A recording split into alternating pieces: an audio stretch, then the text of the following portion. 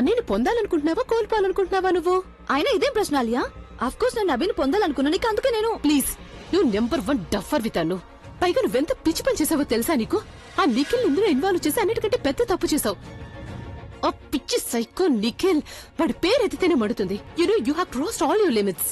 అరే నాకెలా తెలుస్తుంది ఇందులో నా తప్పే ఉంది చెప్పు? నేను నిఖిల్ తో ప్రెగ్నెంట్ మాత్రమే చమ్మని చెప్పాను, కానీ తన మైండ్ లో అభి మీద ఇంత ద్వేషం ఉందంటే నేను ద్వేషం గురించి నాకు అస్సలు ఐడియా లేదు, కానీ నా మనసులో మైండ్ లో తన మీద ఎంత ద్వేషం ఉందో నీకు తెలుసా? తను మా అన్నయ్యకి దూరంగా ఉండాలని తన్ని వార్న్ చేశాను. ఒకవేళ తను మా అన్నయ్యని ముట్టుకున్నాడంటే ట్రస్ట్ మీ ఆన్ దిస్ తను, ఐఎమ్ గోనా కిల్ హిమ్. తనతో పాటు నేను నిన్ను కూడా వదిలిపెట్టను.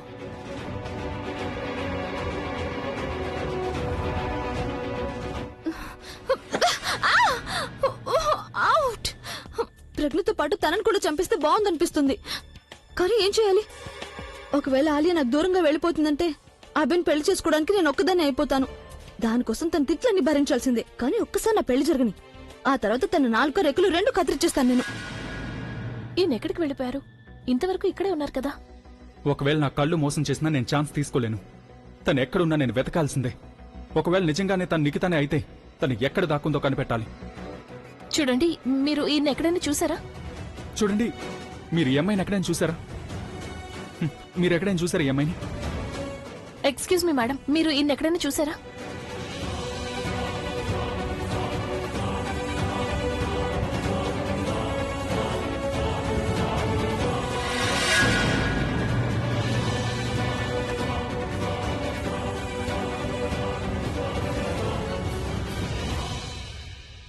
చూడండి, మీరు ఈయన ఎక్కడైనా చూసారా? నేను ఇతన్ని కలిశాను. ఎక్కడ? అదిగో అక్కడే ఉన్నారు ఇందాక. కానీ ఆయన అక్కడ.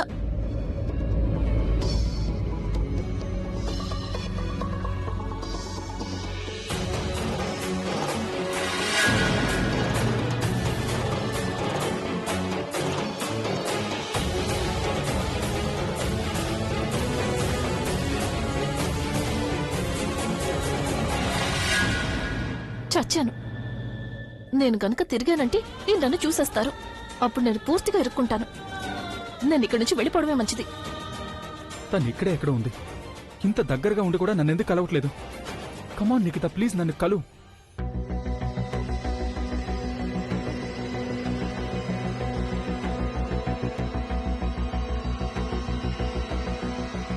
ఆయన నన్ను చూడకపోవడమే మంచిదయింది. ఒకవేళ చూసుంటే ప్రాబ్లం అయి ఉండేది.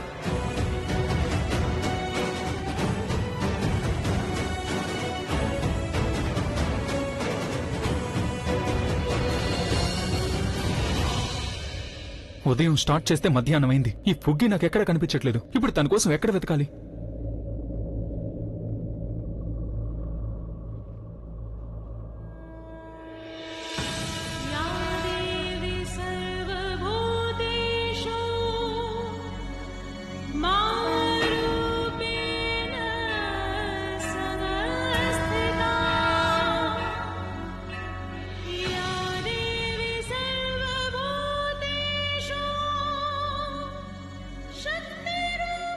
ఇప్పుడు నేనేం చేయాలి?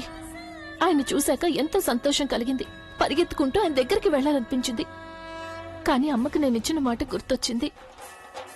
నేను అనుకున్నా అలా చేయలేకపోతున్నాను. నేను ఆయనకి దూరంగా ఉండాల్సిందే. ఆయనను చూడకుండా తప్పించుకోవాలి. నేను ఒక పని చేస్తాను. కాసేపు ఇక్కడే గుళ్ళో కూర్చుంటాను. ఆయనకి దేవుడి మీద ఎలాగో నమ్మకం లేదు కదా, ఖచ్చితంగా గుడిలోకి రారు. కాసేపటి తర్వాత ఆయన వెళ్ళిపోతారు కదా, అప్పుడు నేను ఇంటికి వెళ్తాను.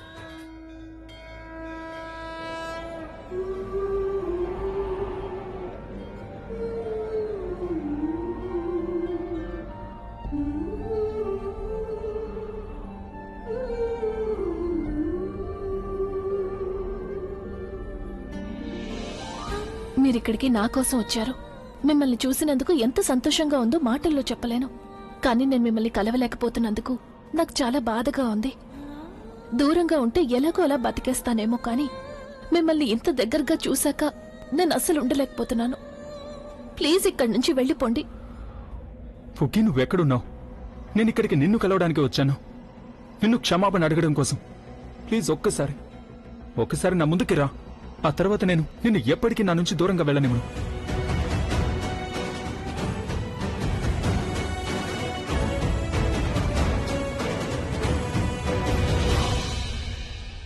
ఎన్నిసార్లు చేసేది అస్సలు బాలేదు.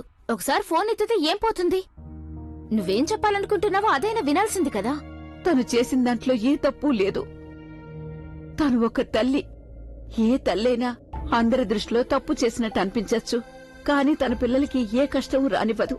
ఈ సమయంలో తను ఏదైతే చేస్తుందో అదంతా ప్రజ్ఞ మంచి కోసమే చేస్తుంది. కాని నాకు మాత్రం ఒక విషయం తెలిసిపోయింది. ఎవరైనా శత్రువులైనా లేక సొంత వాళ్లైనా ఇద్దరు ప్రేమించుకునే వాళ్ల తలరాతలు కలిసిపోయాయంటే అప్పుడు వాళ్ల ప్రేమ అనేది జ్ఞాపక శక్తి దూరం కావడం వల్ల ఆగదు. అలాగే ఎవరైనా దూరంగా వెళ్లిపోయినంత మాత్రాన ఆగదు. వాళ్లు ఖచ్చితంగా కలిసే తీరుతారు. నా అభి ప్రజ్ఞని వెతకడానికి వెళ్లాడు. తండ్రి భగవంతుడా, దయచేసి ఈ ప్రేమికులిద్దరినీ నువ్వే కలపాలి తండ్రి. వాళ్ళిద్దరూ ఒకటవ్వాలంతే.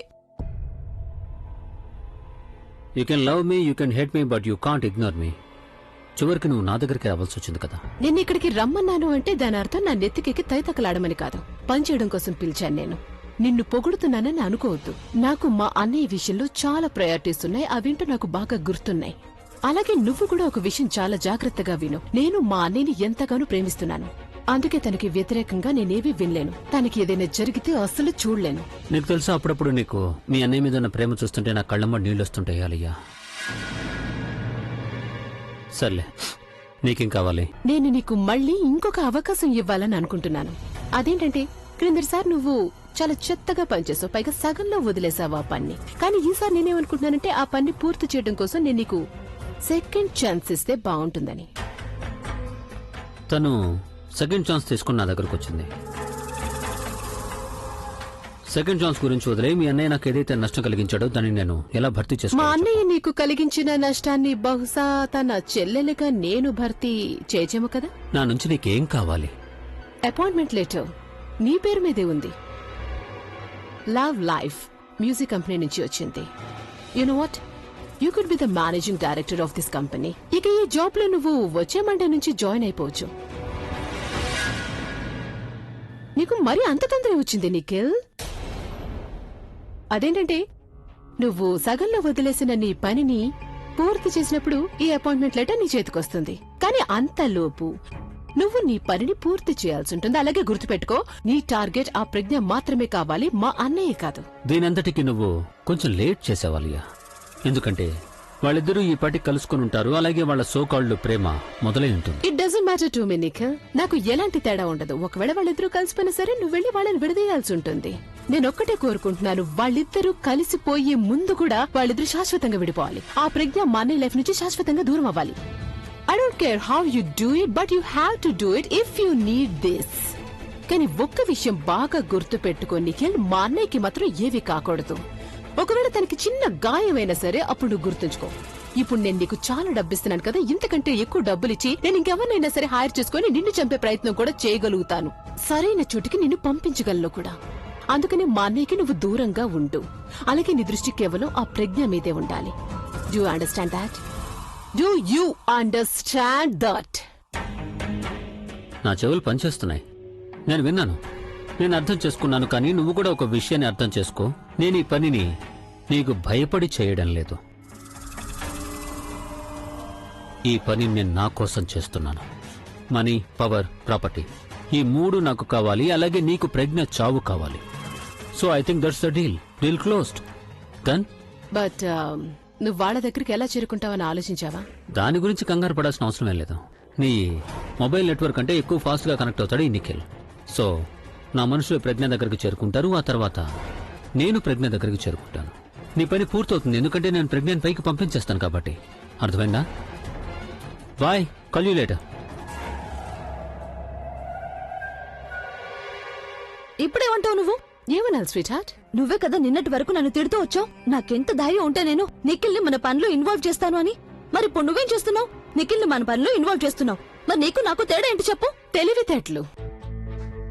తెలివితేటలు స్వీట్ హార్ట్. నువ్వు నిఖిల్ దగ్గరికి వెళ్ళినప్పుడు అప్పుడు నీకేమీ అర్థం కాలేదు కదా. నువ్వు కోపంలో ఉన్నావు. అందుకని ఏది రైట్ ఏది తప్పు అని నువ్వు తెలుసుకోలేకపోయావు. అది చాలా తెలివి తక్కువ వాళ్ళు చేసే స్టెప్ తను. కానీ అది నేను చేసిన పని తెలివైన వాళ్ళు తీసుకునే స్టెప్. ఎందుకంటే నేను బాగా ఆలోచించి అర్థం చేసుకుని ఇప్పుడు నిఖిల్ని ఈ పనిలో ఇన్వాల్వ్ చేశాను. Sweetheart, you have no idea. నానమ్మ మాటలు ఇప్పటికీ నా చెవుల్లో వినిపిస్తూనే ఉన్నాయి. తను నాతో ఏమని చెప్పిందో తెలుసా? నా అభి తన సెక్రటరీని తీసుకురావడానికి కాదు, ఈ ఇంటి కోడల్ని తీసుకురావడానికి వెళ్ళాడని. తనకున్న ఆ కాన్ఫిడెన్స్ ని చూసి తర్వాత నాకున్న కాన్ఫిడెన్స్ కూడా ఒక్క నిమిషం వణికింది. ఆ తర్వాత అన్నయ్య కూడా అలాగే వెళ్ళాడు. తన దృష్టిలో కేవలం ఆ ప్రజ్ఞ మాత్రమే ఇంపార్టెన్స్ అన్నట్టుంది. అందుకని నా దృష్టిలో ఆ ప్రజ్ఞని తన లైఫ్ నుంచి మన లైఫ్ నుంచి పంపించడం చాలా ఇంపార్టెంట్ పని అయింది. అందుకని నాకు ఇప్పుడు ఈ స్టెప్ తీసుకోవడం చాలా ఇంపార్టెంట్ పని అయ్యింది. ఇక అందుకే నేనిప్పుడు ఈ నిర్ణయం తీసుకున్నాను, తన్ని ఇక లైఫ్ నుంచి నా పద్ధతిలోనే బయటికి పంపించేయాల్సి ఉంటుందని. I'm gonna really take her out of my life. That's all. గొప్పలు చెప్పుకోవడంలో పెద్ద చెప్పొచ్చింది. నా ఐడియాని కాల్ చేసి నాకే చెప్తోంది. ఇప్పుడు పని చేసింది ఆ నిఖిల్, కానీ తను గొప్పలు చెప్పుకుంటోంది.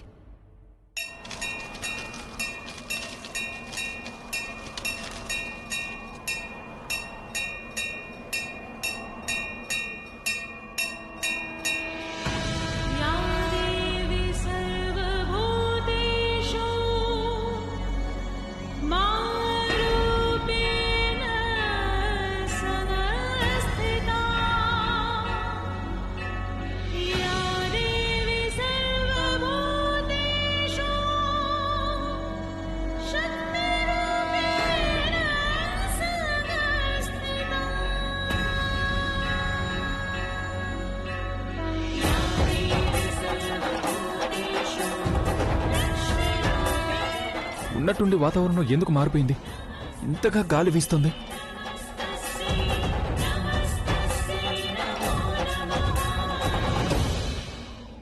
ప్లీజ్ అమ్మా, నువ్వు నన్ను ఇంకా పరీక్షించొద్దు.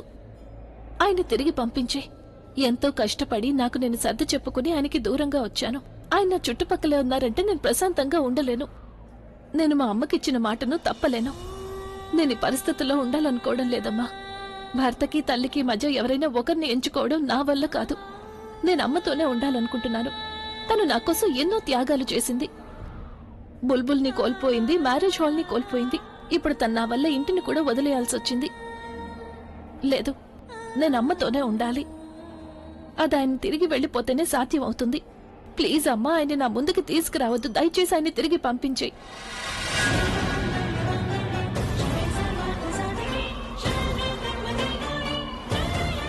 ఈ గాలి ఇంకా ఎక్కువ అవుతుంది. ఎక్కడికి వెళ్ళాలి?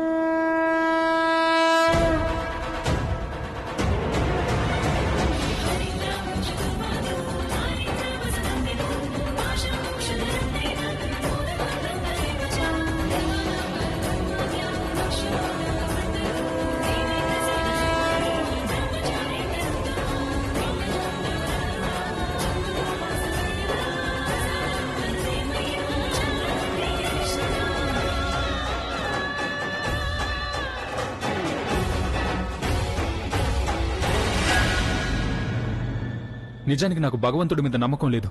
నాకు ఈరోజు ఎలా అనిపిస్తుందంటే, ఈరోజు నిన్ను వెతకడానికి నాకు భగవంతుడే సహాయం చేస్తాడని.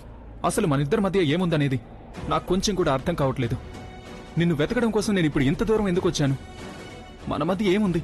ఎందుకు నేను నీకు దూరంగా ఉండలేకపోతున్నాను? జై దుర్గా మాతకి జై! జై దుర్గా మాతకి జై!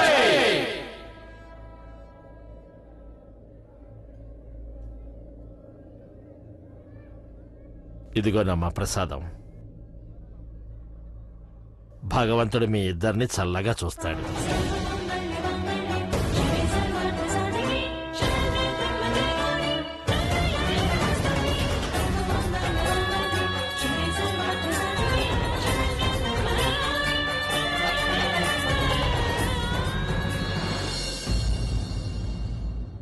నీకు నీకు నీకు ఎక్కడ వెళ్తున్నాను? రాత్రి నుంచి ఏమీ తినకుండా నీకోసం వెతుకుతున్నాను. కేవలం ఒక నాన్ తిన్నాను, ఒక బన్ను, ఇదిగో ఇప్పుడు ఈ లడ్డు. ఇప్పుడు నువ్వు నాకు కనిపించావు అయినా ఇలా వెళ్ళిపోతున్నావా? నేను నీకోసం వచ్చాను ఇక్కడ దాకా. నేను మిమ్మల్ని రమ్మని పిలవలేదు. మీరు దయచేసి వెళ్ళిపోండి. నాకు తెలుసు నువ్వు నన్ను రమ్మని పిలవలేదని. కానీ నేనేం చేయాలి? నువ్వు ఇల్లు వదిలి వెళ్ళిపోయావని నాకు తెలిసిన దగ్గర నుంచి నేను పిచ్చివాడిని అయిపోయాను. ఆ రోజు అసలు ఏమైందో ఏంటో అని ఆలోచిస్తూ కంగారు పడిపోయాను. నేను కళ్ళు మూసుకున్నానంటే కళ్ళు నువ్వే కనిపిస్తున్నావు, కళ్ళు తెరిచానంటే నువ్వు లేని లోటు తెలుస్తుంది. నువ్వు లేకుండా నేను ఒక్క నిమిషం కూడా ఉండలేను నీకు. అయినా నీకు తెలుసు కదా నువ్వు లేకపోతే నాకే పని జరగదని. అయినా నువ్వు వెళ్ళిపోయావు. ఒకవేళ నువ్వు వెళ్ళాలనుకుంటే అసలు ఎందుకు వచ్చినట్టు? సరే వచ్చావే అనుకో. నువ్వు నా వస్తువుల మీద నీ హక్కును ఎందుకు చూపించావు? ఏ సెక్రటరీ అయినా బాస్తో ఇలా ప్రవర్తిస్తుందా? మరి నువ్వెందుకు అలా చేసావు? ఇప్పుడు నువ్వు ఒక్కదానివే వెళ్ళట్లేదు, నీతో పాటు నా నిద్ర, నా ప్రశాంతత, సంతోషాన్ని కూడా తీసుకెళ్లిపోతున్నావు. అందుకే నిన్న రాత్రి బయలుదేరాను నిన్ను వెతకడం కోసం. అసలు నేను కనపడగానే నేను బాగున్నానా లేదా నన్ను అడగడానికి బదులుగా నువ్వు నేనేమీ మిమ్మల్ని పిలవలేదు అంటున్నావా? మీరు ఒక్కసారైనా నన్ను ఎలా ఉన్నావని అడిగారా? నేను జైల్లో ఉన్నాను, నా పరిస్థితి ఎలా ఉందో ఒక్కసారైనా అడిగారా? మీరు అసలు ఏమనుకున్నారా? ఆ ఊరు వదిలేసి ఈ ఊరికి రావడం అంత సులభం అనుకున్నారా? నా వల్ల తప్పు జరిగిందని నేను ఒప్పుకుంటున్నాను. దానికోసం నేను క్షమాపణ చెప్పడానికి కూడా సిద్ధంగా ఉన్నాను. కావాలంటే నీ కాళ్ళు పట్టుకుంటాను. వదిలేయండి. ఇప్పుడు ఇవన్నీ చేయడం వల్ల ప్రయోజనం లేదు. కనీసం ఒక్కసారి కూడా కలవడానికి రాలేదు. నేను జైల్లో ఉన్నాను, జైల్లో ఎలా ఉంటాను అనేది ఆలోచించారా? దాని గురించి తర్వాత నేను తప్పు చేశానా లేదా అని చెప్పడానికి మీరు నాకు కనీసం ఒక్క అవకాశం కూడా ఇవ్వలేదు. ఎక్స్ప్లెయిన్ చేయడానికైనా నాకు అవకాశం ఇచ్చుండాలి కదా. నన్ను చూడటానికి మీరు ఇంటికి కూడా రాలేదు. కనీసం నాకు బాయ్ చెప్పడానికి రైల్వే స్టేషన్ కైనా వస్తారనుకున్నాను. ప్రతి చోట మీరు వస్తారని నేను ఎక్స్పెక్ట్ చేస్తూ వచ్చాను. బహుశా మీకు నా మాట మీద నమ్మకం కలుగుతుందేమో, నన్ను ఆపుతారేమో అని అనుకున్నాను. నేను వచ్చాను. కావాలంటే నీ దేవుణ్ణి అడుగు. నేను వచ్చాను జైలుకి, పోలీస్ స్టేషన్ కి, మీ ఇంటికి, అన్ని చోట్లకి వచ్చాను నేను. నేను జైలుకి వెళ్లేసరికి నువ్వు అక్కడి నుంచి వెళ్ళిపోయావు నాకు తెలిసింది. అక్కడి నుంచి ఇంటికి వెళ్ళి ఉంటావు అనుకున్నాను. ఇంటికి వెళ్ళాక నేను తలుపు తడుతూనే ఉన్నాను. ఎవరు తలుపు తీయట్లేదు. తలుపు వెరగొట్టి మరి లోపలికి వెళ్ళాను. ఇంట్లో ఎవరు లేరు. అలాగే బట్టలు కూడా లేకపోయేసరికి నువ్వు ఎక్కడికైనా వెళ్ళావేమో అనుకున్నాను. నేను ప్రవీణ్ కి ఫోన్ చేస్తే ప్రవీణ్ చెప్పాడు నాకు నువ్వు రైల్వే స్టేషన్ లో ఉన్నామని. రైల్వే స్టేషన్ కి వచ్చేసరికి నువ్వు అక్కడి నుంచి కూడా వెళ్ళిపోయావు. ఇక నన్ను ఏం చేయమంటావు? నా తలరాత బాలేదేమో. నేను స్టేషన్ కి కాస్త త్వరగా వచ్చుంటే కనుక నిన్ను అక్కడి నుంచి వెళ్ళనిచ్చుండేవాడిని కాదు. కాస్త ఆలస్యంగా వచ్చినందుకు నువ్వు నాకెంత పెద్ద శిక్ష వేస్తావా? నా వల్ల తప్పు జరిగింది. నేను నిన్ను క్షమాపణ అడుగుతున్నాను. ప్లీజ్ దయచేసి నువ్వు నా క్షమాపణ యాక్సెప్ట్ చేయి. నాకు తెలుసు నేను నీకు అన్యాయం చేశాను, నీకు చాలా బాధ కలిగింది. కానీ నేను ఏ విధంగా అయితే నీ కష్టాన్ని అర్థం చేసుకుంటున్నాను, నువ్వు కూడా నా బాధను అర్థం చేసుకోవచ్చు కదా. నువ్వు లేకపోతే నేను ఉండలేకపోతున్నాను.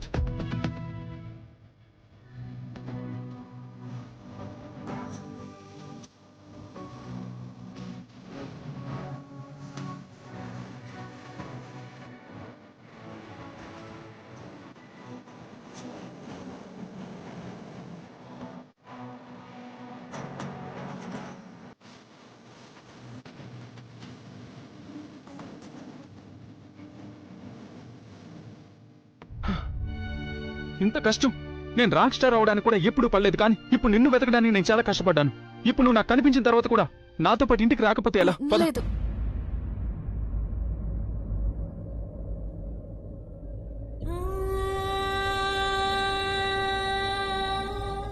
మీరు నా కోసం ఏదైతే చేశారో దానికి నేను మిమ్మల్ని ఎంతగానో గౌరవిస్తున్నాను. మీరు నా మీద చాలా నమ్మకం ఉంచారు. మీరు నన్ను క్షమాపణ అడుగుతున్నారు కదా. నేను మిమ్మల్ని క్షమించగలను, కానీ మీతో పాటు రావడం కుదరదు. కానీ ఎందుకు?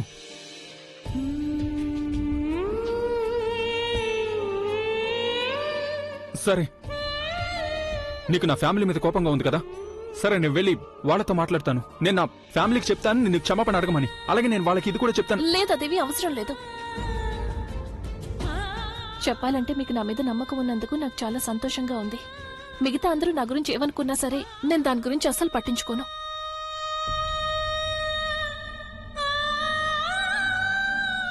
నేను మిమ్మల్ని క్షమించగలను, కానీ నేను మీతో రావడం కుదరదు. అదే ఎందుకు? ఎందుకంటే నేను మా అమ్మకి మాటిచ్చాను, ఇక నేను మీ దగ్గర పని చేయను అని.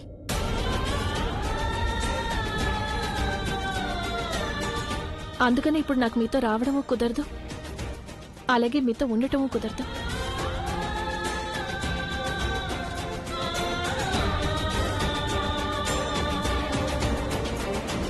నీకు ఆగు. నేను ఇక్కడికి ఒంటరిగా తిరిగి వెళ్ళడానికి రాలేదు. నువ్వు మీ మామకి ఎలాగైతే మాటిచ్చావో నేను కూడా మా నాన్నమ్మకి మాటిచ్చాను నిన్ను నాతో పాటు తీసుకొస్తానని.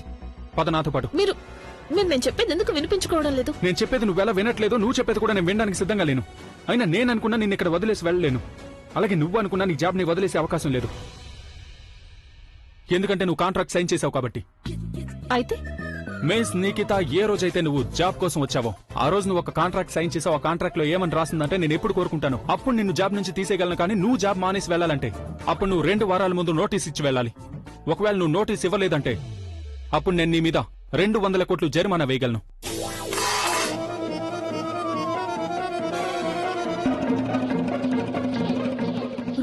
200 కోట్ల?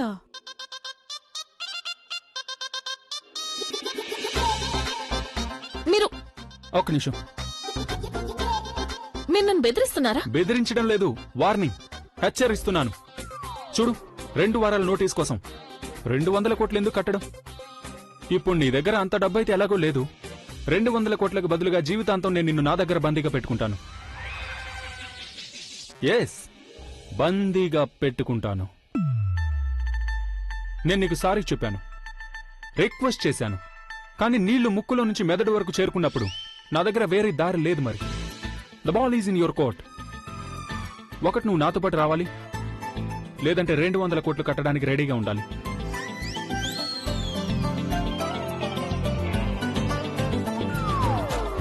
ఇక నీకు దారి లేదు, నాతో పాటు రావాల్సిందే. ఒక్క నిమిషం. మీరు నా మీద కేసు వేస్తారా? అలాగే వేసుకోండి. ఒకవేళ మీరు నా మీద 200 కోట్లకి కేసు వేస్తే నేను కూడా మీ మీద 400 కోట్లకి కేసు వేస్తాను.